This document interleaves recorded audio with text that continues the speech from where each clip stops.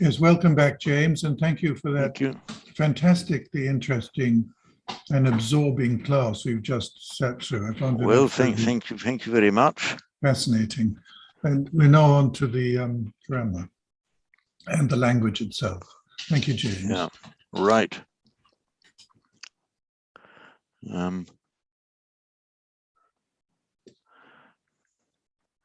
Okay, I do sometimes feel it necessary to say, honestly, chaps, this is not a mug of Guinness, it's frothy coffee. So just please accept that from me.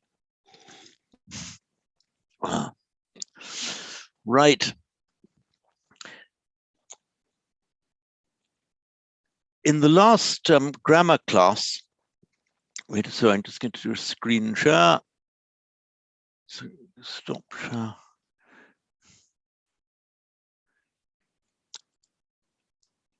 Oh, can you see the?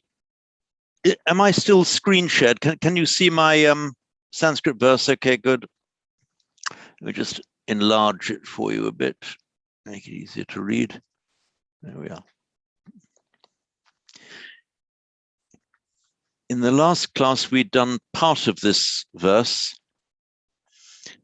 As I mentioned, we'll do these little verses as we go along, even though the grammar might be a bit more advanced, and it is more advanced than we've formally studied. But they add a bit of spice to life. These verses that are thrown in by the Australian National University, they're pretty simple, as Sanskrit verse goes.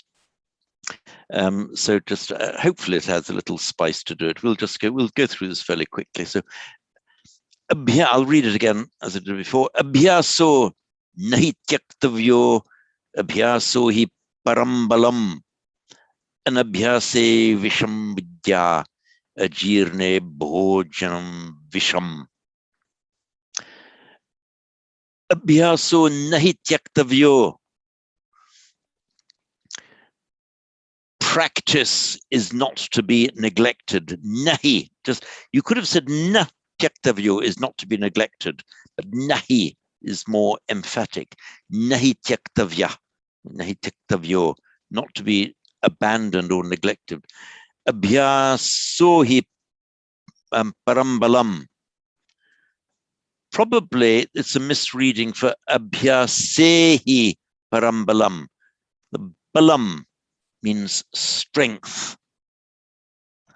Parambalam, para, this word para is cognate with our English word far, far meaning beyond, in excess of.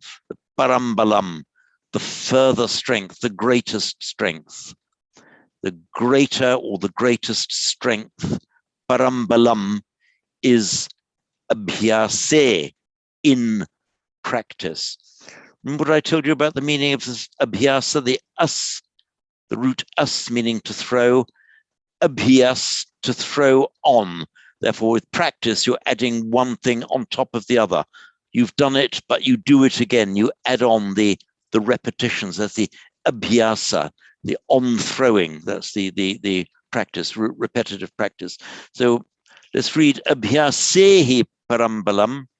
The way it's written here, these alternative readings, abhyasohi parambalam, practice is the highest strength.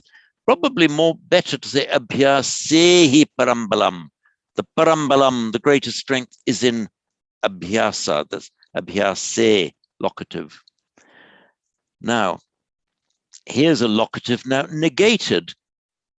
An abhyase, in non-practice, an just means non, like the alpha privative, the a or an from Greek. So anabhyase, in non-practice, in other words, if you don't practice, and in the absence of practice, anabhyase, in the absence of practice, vidya, knowledge, is visham, poison. Anabhyase visham vidya. Note that in this is a complete sentence on its own, even though, even though it does not have a verb. Let me just highlight this. The verb to be can often be omitted if you're saying A is B. So you can say vidya, knowledge, visham, poison. Knowledge is poison. Vidya visham bhavati, you can say. But you can leave it out, and it's often just understood. Visham, vidya visham. Knowledge is poison. And the word order can be varied as well. So anabhyase visham vidya. In the absence of practice, vidya, knowledge, is poison. You're saying pure head knowledge is poisonous in the absence of your real practice. And it gives the homely example, ajirne bhojanam visham. So ajirne, in indigestion, if you've got indigestion, if you can't digest the food, then bhojanam visham, food is poison. Now, in the previous session we did, I mean, in the previous hour, a short while ago, we had bhoktum, katante ruchate bhoktum. Bhojanam is from that same root, bhuj, meaning to eat. And so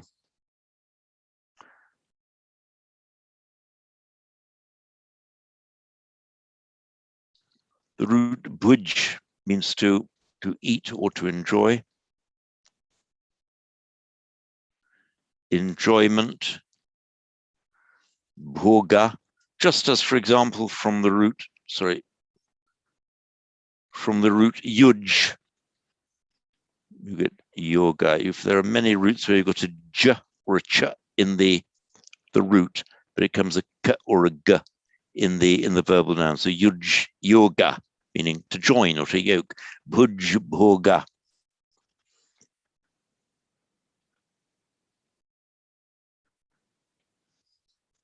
And in the first line of the verse we're looking at now, abhyaso nahi tyaktavyo, tyaj. Make a verbal noun. It means to abandon or to leave. And tyaga, which in Pali becomes chaga. Chaga, it means abandoning, leaving something. Therefore, renunciation.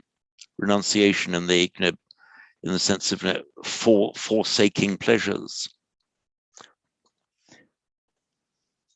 And the bhoga, enjoyment, and from the same root, bhojana, the J comes back. We'll go through all this in detail later, don't worry about it. Just this alternating g and the j. So bhojana means eating or just food. By the way, this alternation of k and ch and g and j, as I mentioned last time, we do see remnants of it in English, just remnants. For example, we have the verb to speak with a k sound, whereas the noun speech. So these are in spelling, of course, the E is spelled different, but in the spoken language, speak and speech, we know automatically as English speakers that one is the verb, the other is the noun, but the only distinction between them is the k and the ch. Rather the same as in break and breach, there's a k, ch variation. This is just a remnant in our modern English of what we have seen in Sanskrit. So, ajirne, in indigestion, bhojanam visham, in indigestion, food is poison. This, get rid of that, ajirne.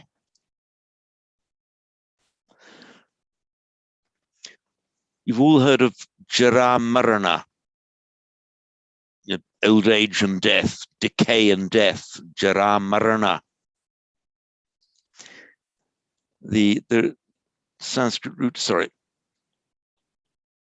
jr means to decay, to fall apart. Past participle jirna,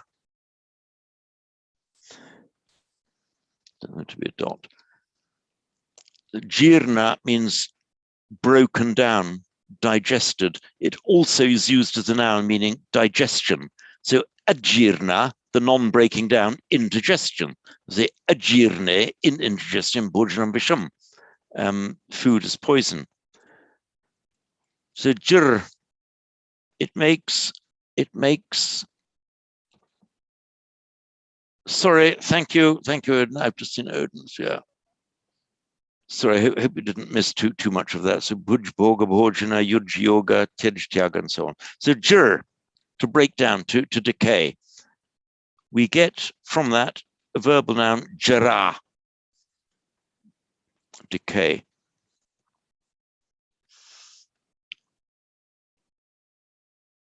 In Greek, geron,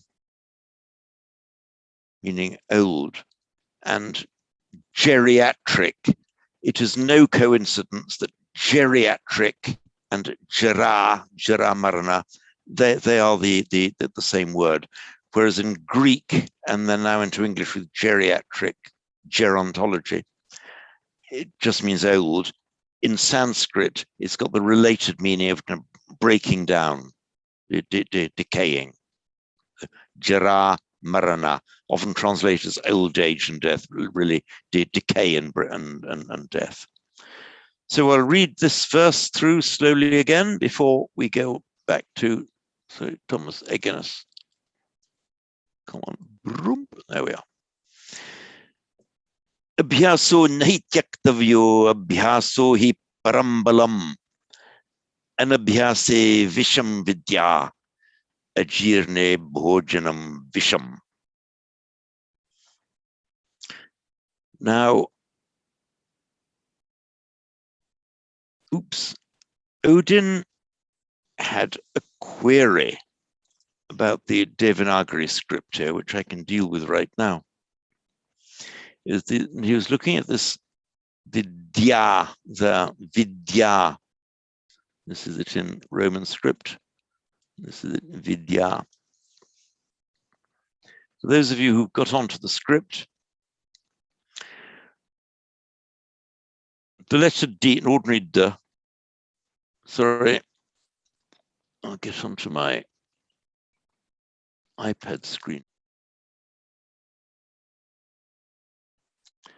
This is the, with my, there we are, the. And the da, the aspirated, is like this.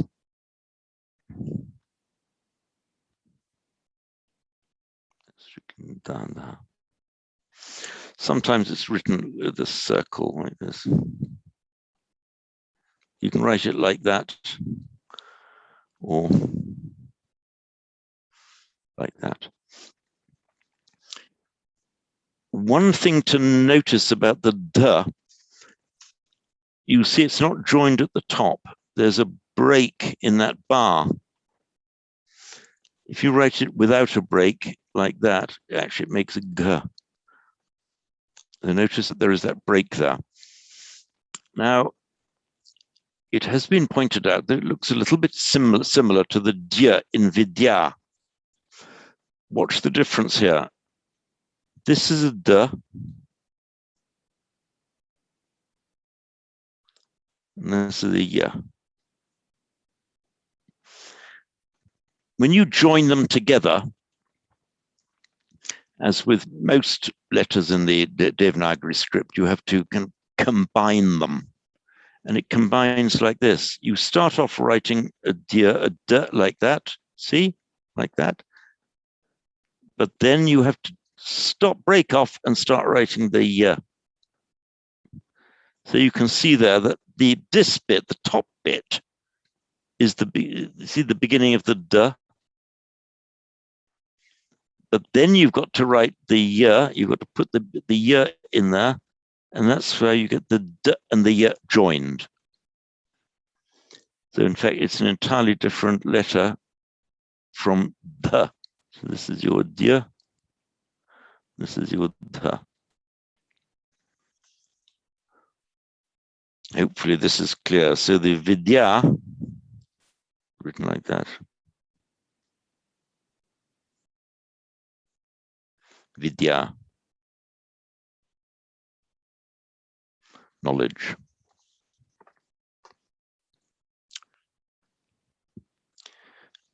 I think that deals with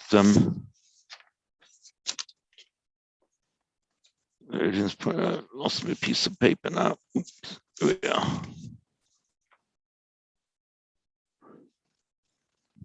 Yeah, hopefully that that deals with Oden's point. Oops, there we are. Now there was a very interesting question, a group of questions that came in. I'm not sure if Derek is with us, but the very interesting written question came in from Derek. I hope he's here. If he's not, he'll just be able to see it recorded later. It's in the written questions. I'll go through them because they're actually all questions you hopefully you will want to get clear in your own minds. He says that on Eginus page 6, the text refers to indeclinables as comprising, for example, prepositions, adverbs, particles. Should that be participles? Asks Derek. The answer is no. Particles and participles are different things. A participle is almost always a verbal noun. We've just had udvikshyamana, being looked up and down. That's a participle, an adjective formed from a verb, a participle, from the root gam. This is one we all, of course, you all know, that from the root gam, to go, we have the past participle gata, from the root kri, to do, past participle krita, and so on. These are participles which are adjectives formed from verbs. A particle just means a little part, a little thing.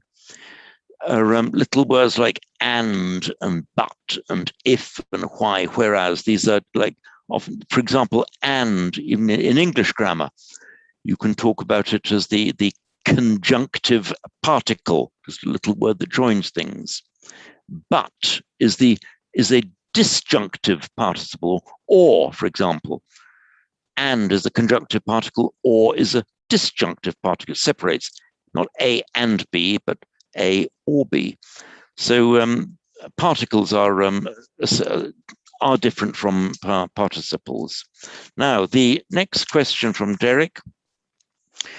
The longer R, now back to the grammar where we were with Eginus. Here we are. The long R in gachami.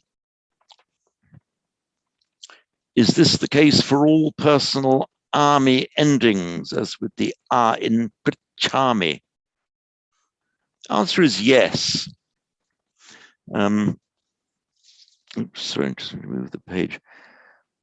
Whenever you get, as it sounds, it's the most common form of ending for the first person singular, that's the I.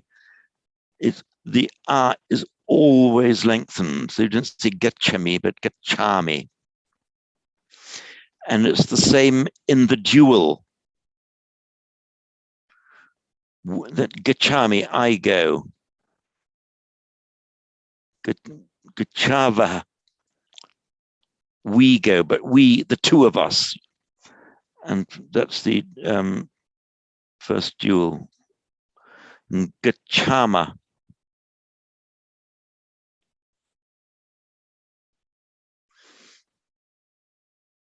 So that's meant to be the first person dual. I mean, we two. Gachama. We go. This, I think, this is in this lesson or the next one. So the answer is yes. In the first person endings with these verbs, it's gachami, gachava, gachama, always lengthened. whereas with the other persons, it's not lengthened. Getchasi, getchati, getchanti, and so on. Then ask the question, why only with the first person verbs and not the other two? It's often tricky to answer the question, why does this happen in a language? That's how it was spoken, that's how it is. It's like one of my favorite questions, I think, put by a Zen teacher. And if you go up to a duck and say, hello, Mr. Duck, why aren't you a chicken? Well, it just am, you know.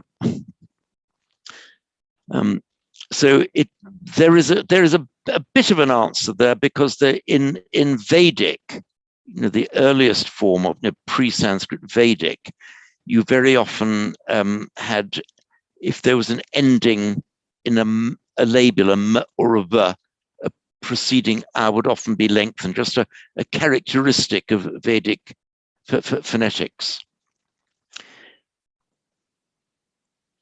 Which brings me to a little rabbit hole, but I hope it will be meaningful to some of you, to the Chithurst. The name of the monastery at Chithurst is Amaravati. A lot of people say Amaravati, which I don't allow them to get away with. It's not Amaravati, it's Amaravati. It's we've just been talking about, in the previous session, we talked about Amara and Amrita, root mri, to die. So Amara, undie, immortal. Amara, non-dying, immortal. Directly cognate, immortalis, immortal.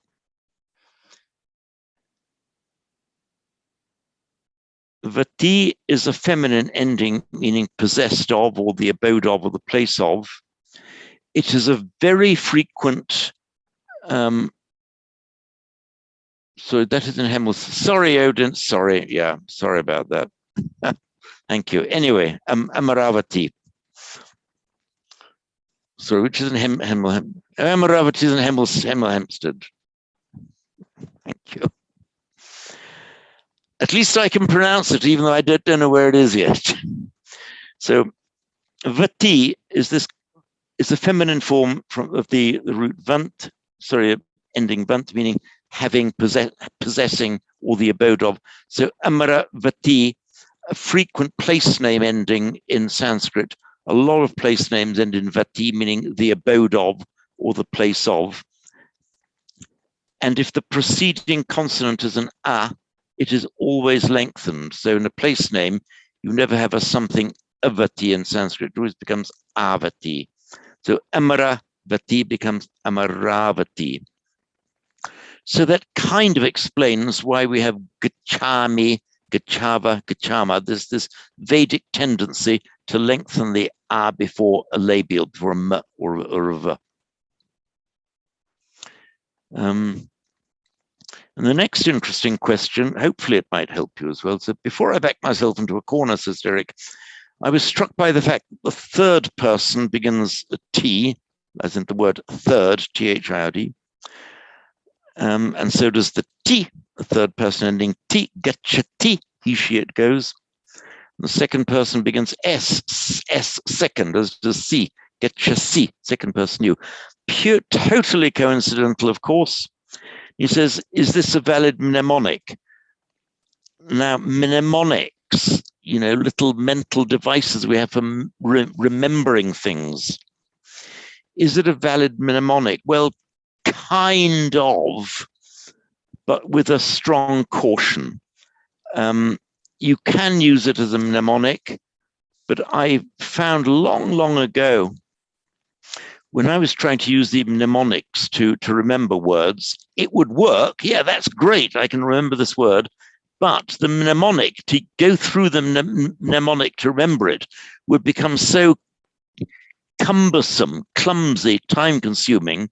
It often wasn't worth it. So hopefully, as time goes on, it'll just automatically come into you that if you say getchasi, you immediately see it as you're talking to a person in the singular, you singular, getchasi, you are going.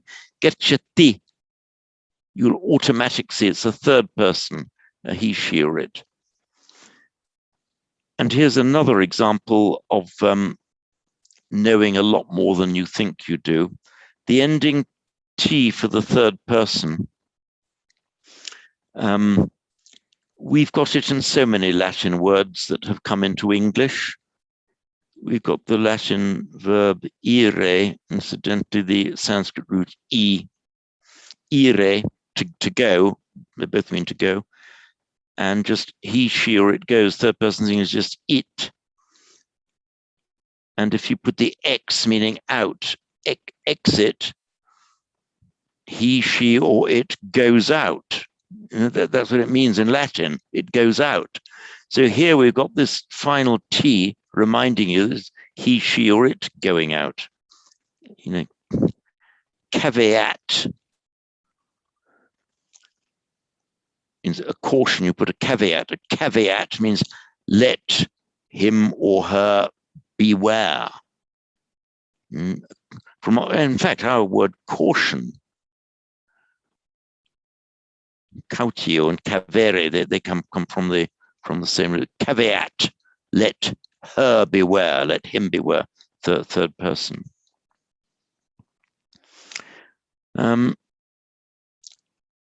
Now, so hopefully, as I said, yeah, you can use this as a mnemonic if you really have to at a very early stage.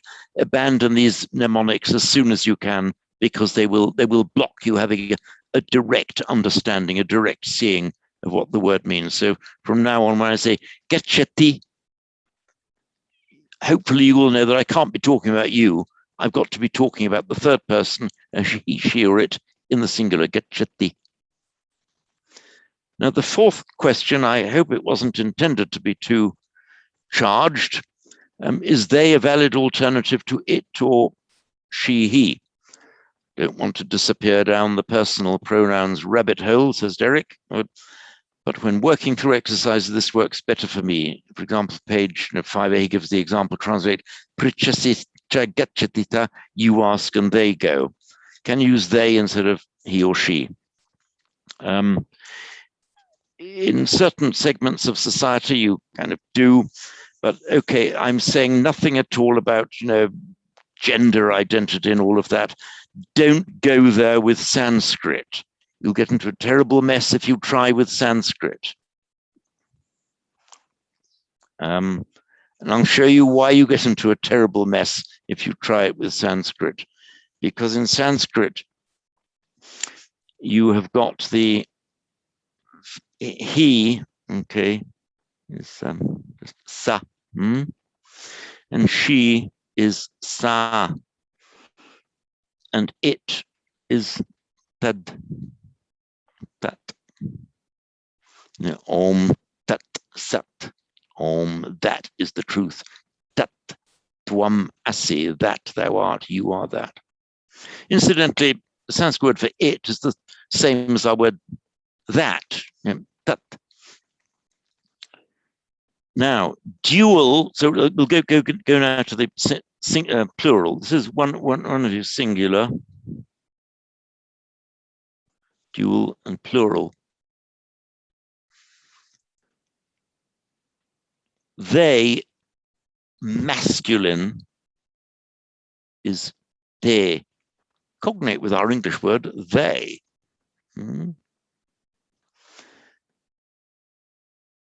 They, plural, feminine. Sorry, my screen went wobbly. Does that sometimes? Ta.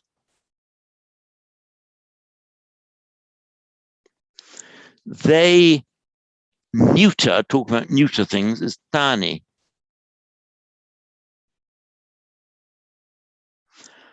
In the dual, you get tau in the two of them, masculine. And Is it? Goodness me, I'm going to have to humiliate myself now.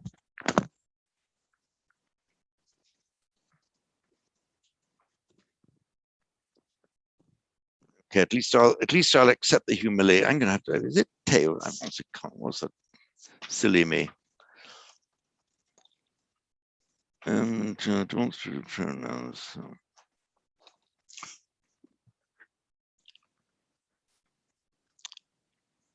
I should have had the courage of my convictions. It is also te, same as the feminine. So, in Sanskrit, we do have most distinctly the sa, sa, tad. It doesn't necessarily mean he, she in it, because remember that in Sanskrit, in English, he and she is mostly, a biological sex distinction. In Sanskrit, it's not. It's a grammatical gender distinction. So sa is, okay, you can say it's he, yeah, but it also means it, depending on the grammatical gender of the noun. Dharma is a masculine noun. So if you talk about the Dharma, yes, the Dharma, what about the Dharma? I want to learn it, right? It, okay, we say it in English.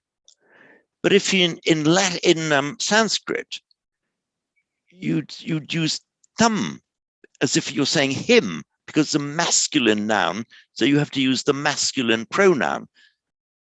It's nothing to do with biological sex at all. I mean, in most cases, not every case, in most cases in Sanskrit, and the same in the Latin languages, if somebody is biologically male, then he will be treated, it will be the word that describes that person will be grammatically masculine, but not always.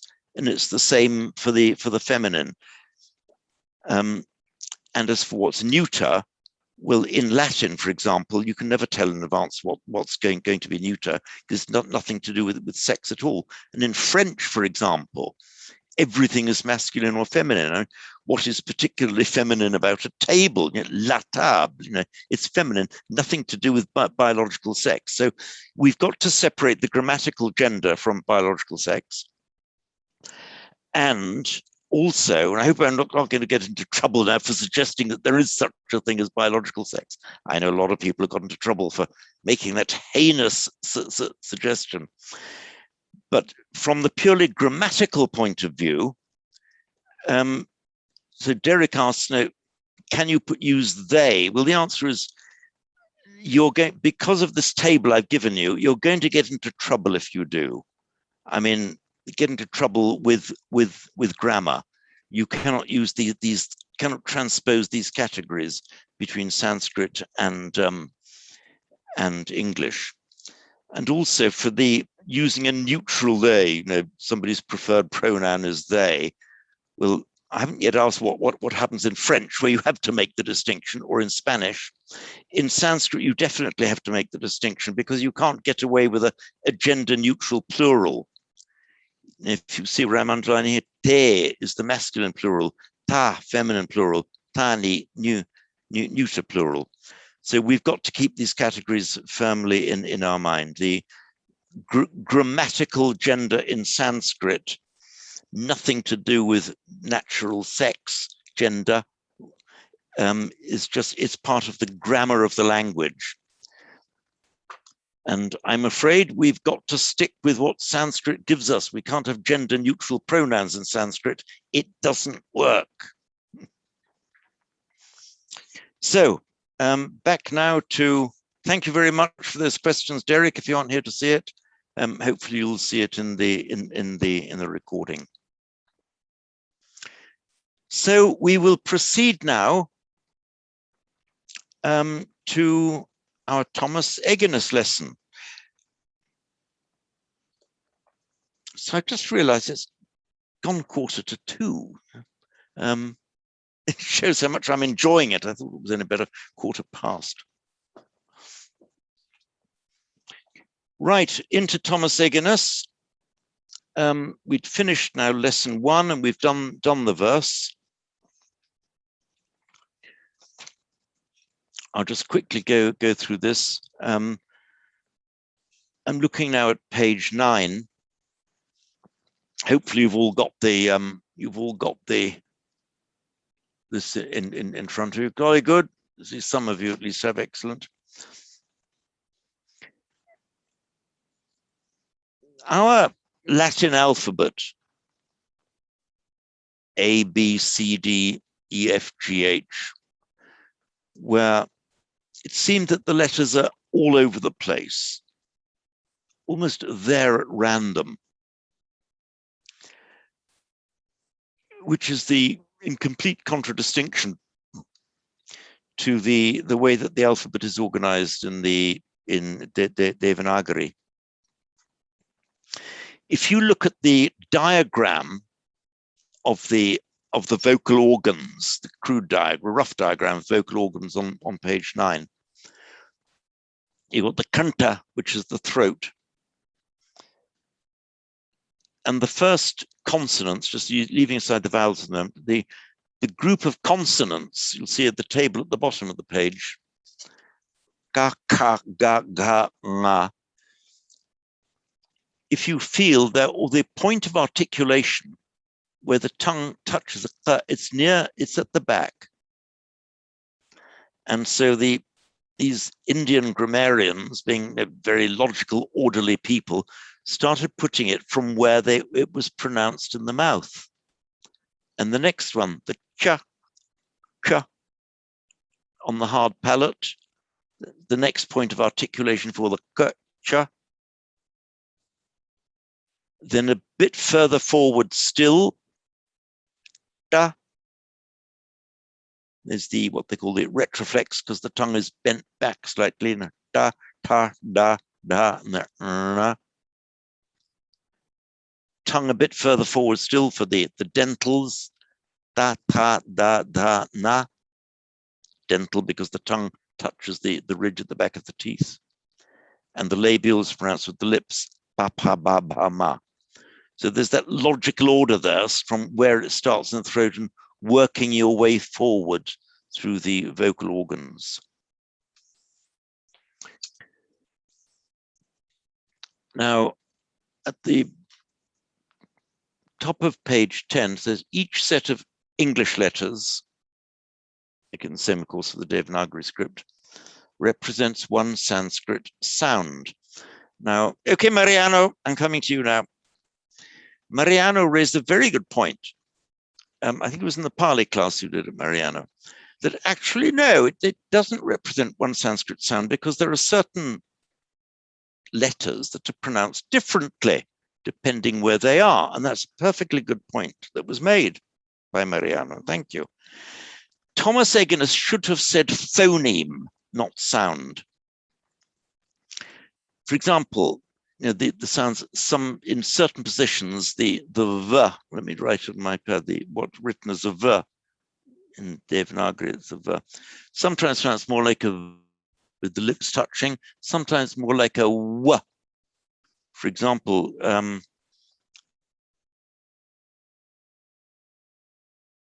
vara, it's the lips almost touching, but not like, almost like a v, but a v sound. Whereas if you put a consonant before, like a D, it has much more of a w sound, dwara. And even in modern Hindi, you'll hear that same distinction being made. They say ver and dwar, gurdwar, the town of Gurdwar comes out as a pure w. So yeah, there is a distinction, a slight distinction, difference between those two sounds, but they're different sound, which means they're phonetically different. They sound slightly different, or they sound different, depending how sharp your ear is, but they are the same phoneme. In other words, they're treated as one sound in complementary distribution. In other words, this basic unit of sound sometimes comes out one way in a certain position and another way in another position. And we have a very good example in English. If you look at the word lit, that's a L, what we call the soft L, the L. Whereas if you reverse the sounds, till or with a double L, till, certainly in standard, the RP, Southern English pronunciation, it comes out as a different or, as a till. Lit, till, l. They're different, they're phonetically different sounds, but ask an ordinary English speaker, what's the difference? Well, it's the same sound. Lit, till is lit backwards. It's the same sound. Actually, phonetically, they're different, but they are phonemically the same sound. Phonemically in the sense that there's no meaningful distinction between them. You don't distinguish one word from another, whether you say l or a l. It's just in certain circumstances, it always comes out as a l. In other circumstances, it always comes out as a l. In Southern English, in Scotland, it tends always to be a dark l, lit. In Southern Ireland, it'll always be the soft. You say lit and till. You don't say till in Southern, say till, lit and till. There are differences between different pronunciations, but it's the same phoneme and is treated by native speakers as being the same sound. And that's the meaning of a phoneme. By changing it, you don't alter the meaning. Unlike, for example, just digress slightly, it's important, into Russian.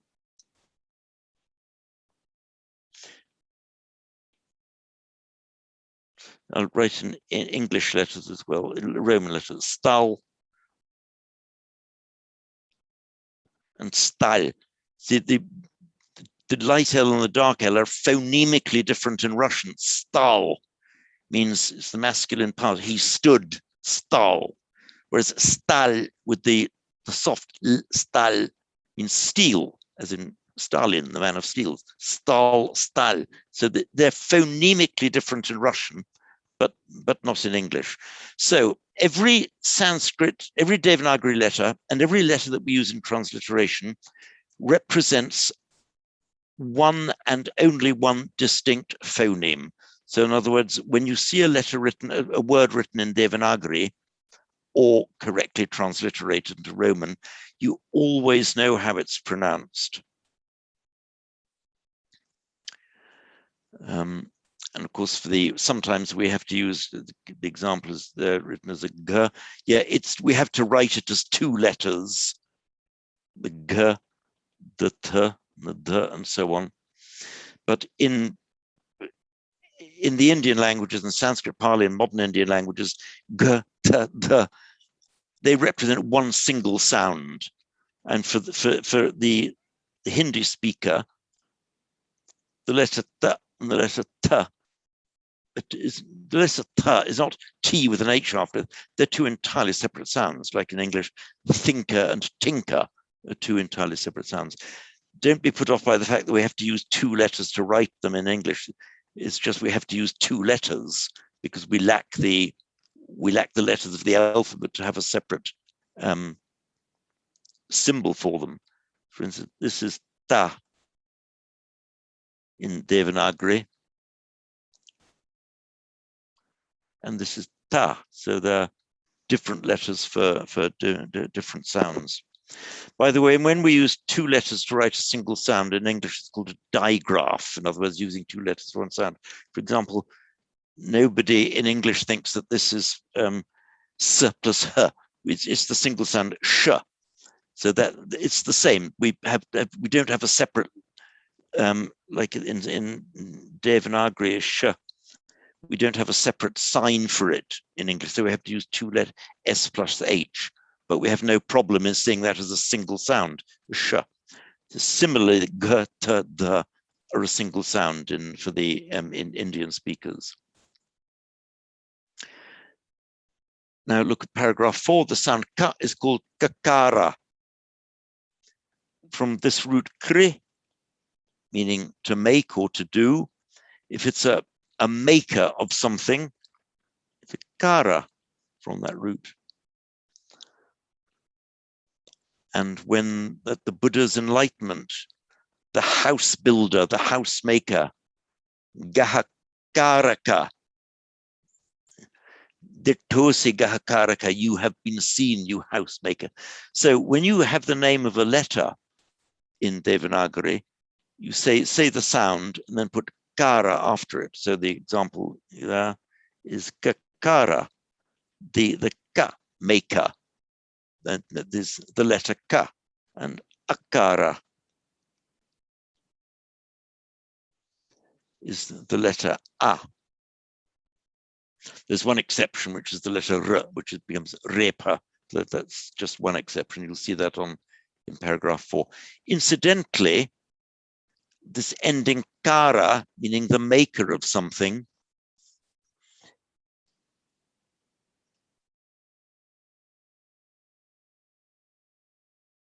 we have aham, meaning I, me.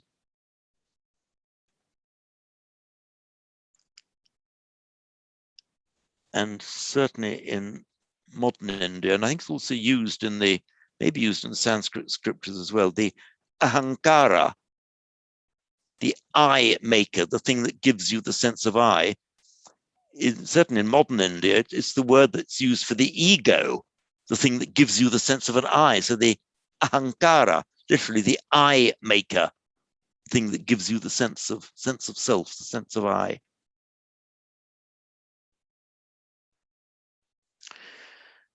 So just coming to paragraph 5, says each row is divided into 5 sounds. Pratama, Dvitiya, Tritiya, Chaturtha, and the Panchama.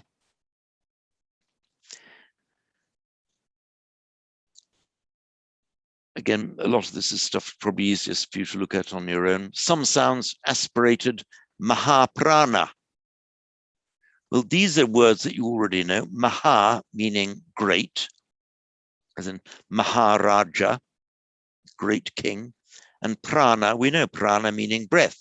So in Sanskrit grammar, if a consonant is aspirated, as in the difference between ta and ta, the ta is a mahaprana consonant, a great breath. There's an extra breath, more breath coming out with it. And the unaspirated is the alpa prana. Alpa just means little or small. The alpa prana, little breathed. Because there's no puff of air coming out after it.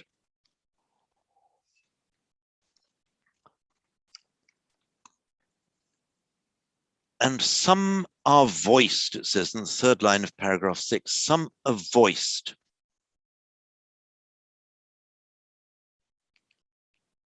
Ghoshavat. Now, at this early stage of your Sanskrit learning, do you really need to know what is the technical grammatical term for a voiced consonant? Well, the answer is probably not.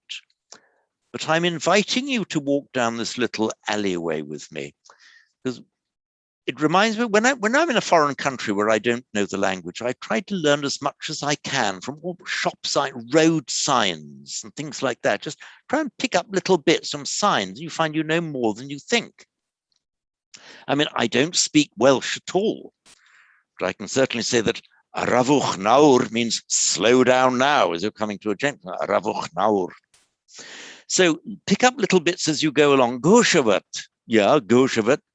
You probably already know it now without knowing that you know it. There is the mighty writer, Ashvaghosha.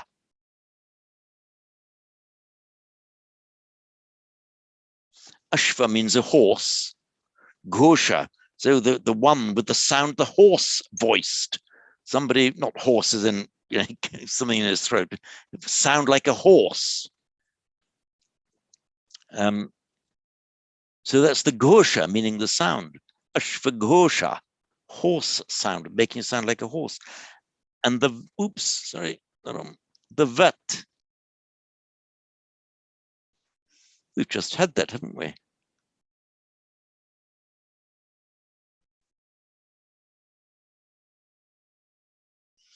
The vati is the feminine form, meaning possessed of or having. Ghoshavat, possessing voice, just as in English, a voiced consonant. Ghoshavat, possessing a voice. So look at these little things. You'll find you're picking up a huge amount as you go along, rather like Ravuch Naur in Welsh. Now, there's a whole list of how the consonants are pronounced. I think I've said this before, I kind of disapprove of the way he's done that, like club as in clubhouse. Well, not quite. Okay, kind of. But there's a huge amount of stuff on the internet on the correct pronunciation of Sanskrit and Pali. Hopefully you're getting some from me as well. I think there should be somewhere on the Buddhist Society's webpage a link to the Indian Academy of something. I'll send it to Odin in case you don't, because there you've got a very good series of videos on the script and the pronunciation of each sound. And I do urge you, don't just listen to me, get a wide variety of different inputs. It will help your memory. So just before we wind up, there's a little bit at the bottom of page 11 about in Vedic Sanskrit, when there's a d or a dh with vowels on both sides, it becomes a l. You might as well learn now the very opening words of the Rig Veda, the oldest extant piece of literature surviving from ancient India. We have Agni, often the god Agni, meaning fire. It's almost the same in English, save that the a has changed to an I. So we have the ignition, the firing up, putting ignite. Is in Sanskrit, we ignite, from the Latin igni in the nominative, ignis meaning fire. The Agni. Accusative agnim, just as in Latin ignis, it would be ignem. So agnim yirle. The root for to worship is id. It's what's called a middle verb, so it doesn't go idami, it goes ide. So agnim in Sanskrit would be agnim ide. But in Vedic, because of this rule that you see at the bottom of page 11, you see, you thought it was just going to be a boring Vedic rule, but I'm actually giving you now to learn by heart the first two words of the most ancient scripture in Vedic. Agnimile becomes a l because it's between two vowels. Agnimile, I worship Agni.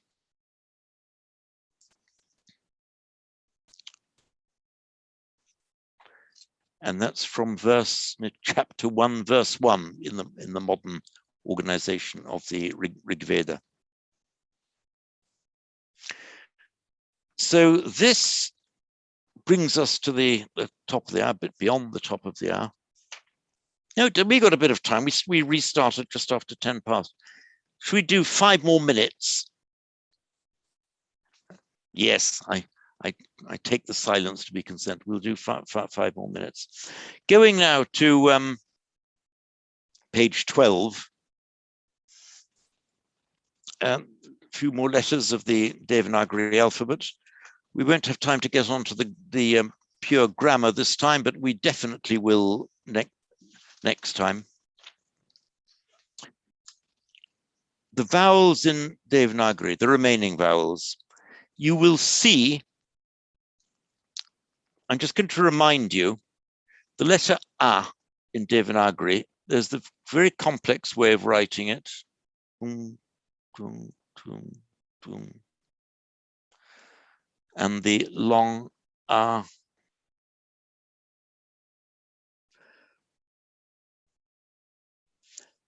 And as I've mentioned before, I've never ever seen anybody actually writing it in that way. It's written in a much simpler way. Just like a 3. That is a. This is much simpler. This is a. So these more complex ones, you learn to recognize them because you will see them in printed books, but you never see anybody handwriting like that.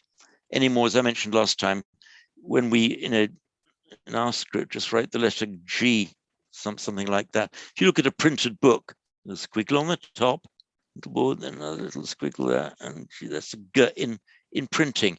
Nobody ever writes it like that, handwrites it. That's the same example. Nobody ever handwrites these complex forms. I'm doing that because what's at the bottom of the page now, or and ow. See the complex way they're written. They're written much simpler, like that. The same as the a, the same as the simple a, with that ending on this o.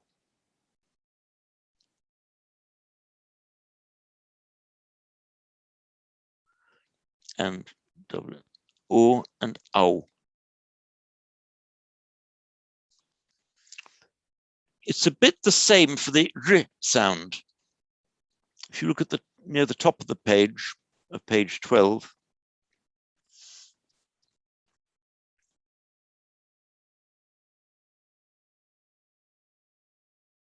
this convoluted thing for r, and the same for the. Again, nobody ever writes it like that. It's written like this. That's a r. And r.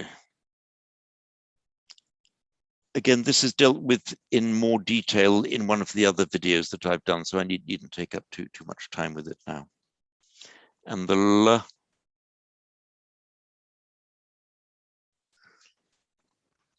Incidentally, this l on its own, the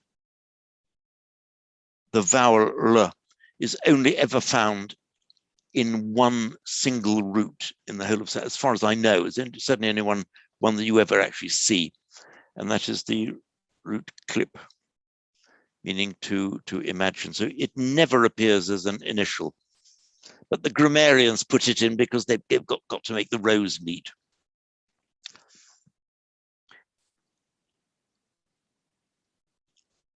Now, moving on just very quickly to page 13, this is something you can do on your own, and then we'll practice it in our next session.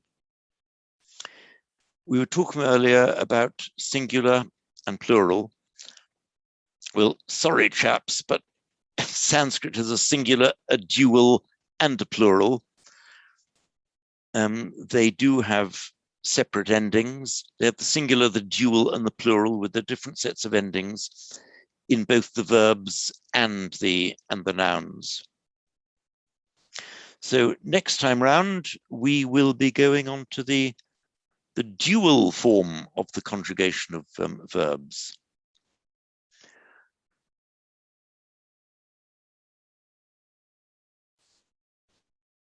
And for particular Derek, who was asking about the lengthening of the a in gachami, you will see on page 13, first person dual we go. That means talking about yourself and one other person, you have to use the dual. It's not gachava, but gachava. And in the plural, we see as gachama. Incidentally, the lengthening of the a before the labial, again, it's something you already know because most of you will have chanted Buddhang Saranang Gachami, the long ami. Nobody's ever going to chant Buddhang Saranang Gachami. We all know it's Gachami. There it is, you've got it, you already know it. Just extend that to the dual Gachava and plural Gachama, whereas in the other persons, that's the you and the they, is short Gachata, and gachata. So sorry if this lesson has been a bit heavy. We had to get through it, but hopefully we will have a bit more fun next time with hopefully the group of volunteers who will be showing their faces on the screen as we do the exercises. I promise you, it gets actually less heavy and more fun as we go on, as we get into some real Sanskrit rather than these not terribly exciting basics. But it's something we've got to go through. So I will bid you farewell now. Thank you all for staying with me thus far, and see you next week. Thank you. Thank you. Thank you, James. Thank you very much, James. See you next week. Okay, thank you all. Bye.